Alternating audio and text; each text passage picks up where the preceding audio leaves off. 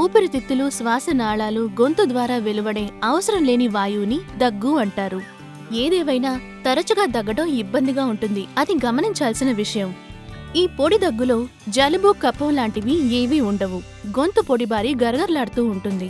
అలాంటి సమయంలో అసౌకర్యంగా, ఇబ్బందిగా ఉంటుంది. అలాగే అది మన ఇమ్యూన్ సిస్టమ్ని బలహీనపరిచి ఇన్ఫెక్షన్స్ ఎక్కువ అవడానికి దోహదపడుతుంది. ఎయిర్ కండిషన్స్ ఉన్న రూమ్స్లోనూ, గాలి తక్కువగా ఉండే ప్రదేశాల్లోనూ పొడిదగ్గు వస్తూ ఉంటుంది. ఈ పొడిదగ్గుని తగ్గించడానికి కొన్ని సులువైన చిట్కాలేంటో ఇప్పుడు మనం చూద్దాం.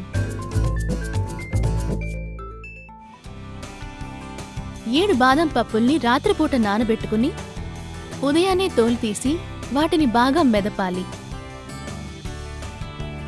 అందులో 2 స్పూన్ల వెన్న వేయాలి. ఇంకా 2 స్పూన్ల చక్కెర వేసుకోవాలి.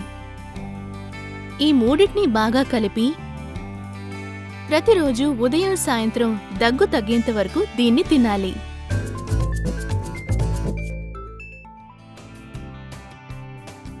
రెండు స్పూన్ల తులసాకు పేస్ట్ తీసుకుని వడగట్టే దాంట్లో వేసుకోవాలి. దాంతోపాటు 1 స్పూన్ అల్లం పేస్ట్ వేయాలి. రెండింటినీ బాగా కలిపి ఆ జ్యూస్ని పిండాలి. అందులో 3 స్పూన్ల తేనె వేసుకుని బాగా కలపాలి. దగ్గు తగ్గేంత వరకు రోజుకి 3 సార్లు తీసుకోవాలి. 1 గ్లాస్ గోరువెచ్చని నీళ్లు తీసుకోవాలి.